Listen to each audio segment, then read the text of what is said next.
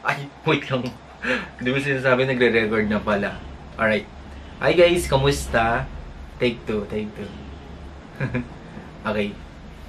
Umuulan guys. Nakalimutan ko na mag-vlog, mag-intro. Hi guys, kamusta? Ako si Red Guaresma at welcome back sa aking channel. At kung bago pa lang kayo sa aking channel, huwag niyong kalimutan na mag-subscribe. At sipain na rin yung tiny bell button doon sa baba para updated kayo kung meron ako mga bagong video na i-upload dito sa aking channel. You know?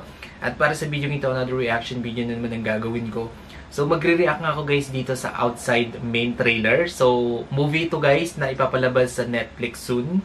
Sa October 17 ipapalabas na po ito and sobrang excited na ako guys na mapanood tong trailer. Actually trending na siya ngayon guys sa lahat ng social media platform. Marami na rin nag-share kasi nasa 30k shares na po siya and then 4.5 million views and counting yung kanyang views na talagang pinag-usapan ng netizen. Kaya sobrang na-excite ako na makita kung anong meron dito. By the way guys, pinagbibidahan ito ni Beauty Gonzalez at saka ni Sid Lucero. Alright? Wait lang, may sasakyan. May motor na naman na maingay. Wait lang guys ha. Umuulan eh. Ilang araw na umuulan sa Philippines. No? Ayun, narinig nyo ba? Grabe nakakatakot yung sound, no? Okay. So, basahin ko muna yung description. When the world turns upside down, you only have your family to lean on for better or worse. I'm on the edge of my seat for Outside coming this October 17. Yeah. October 17 siya. Series ba to? Or movie? Comment down below. Okay, bilang tayo guys ng 3, 2, 1, go. So, here we go. Nag-start na. Wait lang. Alright.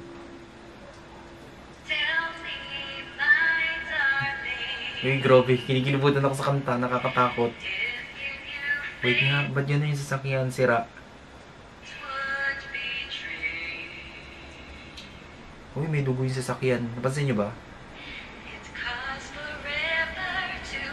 Safe naman siguro tayo dito rin. Safe. Hindi ko na alam mo lang kami kayo salitang yun dito. Oh my god. Para siyang zombie, no? Ang ganda ng quality. Oh.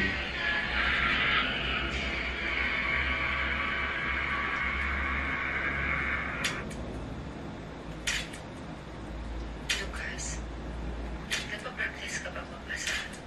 Gusto ko lang pong malaman kung ano pong nangyayari dito. Alam mo ba kung bakit nagagalit yung magulang niya sa kanya? Nalaman kasi nila na nagsisinungaling siya.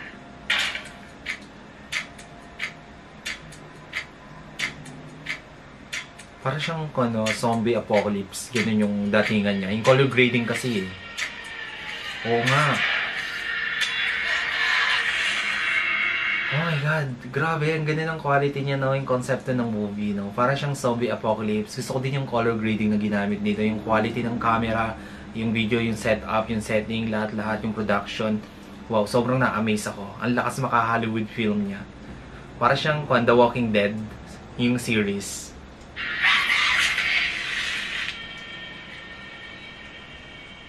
Sobrang suspense niya. Trailer pa lang pero sobrang ganda na niya.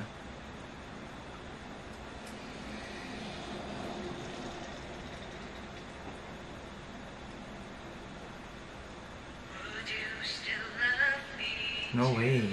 Nakakatakot outside. I think ganun siya. Yung konsepto niya para siyang zombie apocalypse, no? Na siguro nasa city sila. Parang ganun. Yung nabivisualize ko lang guys. Nanggaling sila sa city dahil nga sobrang dami ng zombie apocalypse. Punta sila sa province but meron pa rin. Parang na siya, endemic na siya, no? Pandemic. Endemic na siya kaya kahit saan lugar sila pumunta, meron pa rin zombie. Tapos sila yung mga survivor. And kailangan nilang iligtas yung sarili nila. Nakikita ko yung konsepto niya para siyang The Walking Dead series. Alright, play natin siya ulit. Hindi ako magsasalita.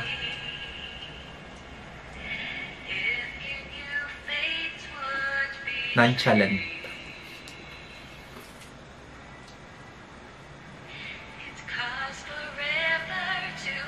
Safe naman siguro tayo dito eh. Safe. Hindi ko na nakalang magagamit ko yung salitang yun dito. Would you still love me today?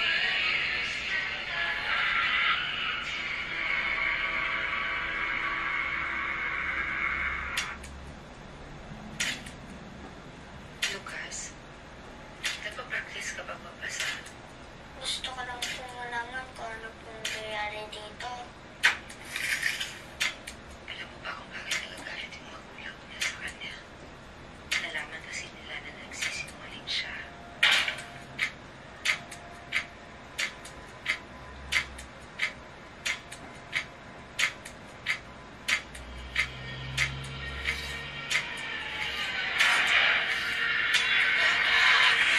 Yeah, zombie nga siya.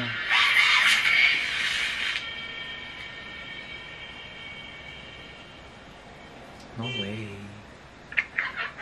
Nakakatakot, no? Would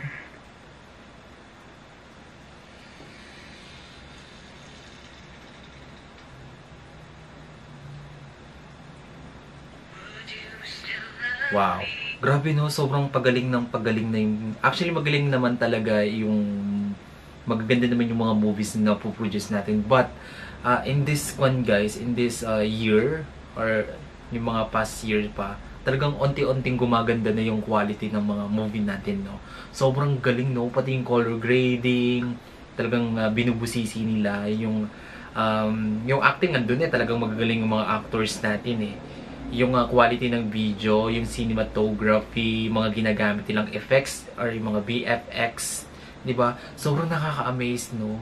Talagang lume-level up na rin talaga siya sa mga Hollywood movie na sobrang ma-amaze ka. Ang galing-galing. Support natin ang sariling atin. Alright? Kung nagustuhan nyo to, guys, bigyan nyo to malaking likes. Mag-comment kayo kung meron kayong mga request na video na pwede kong gawin dito sa aking channel. You know? Bye!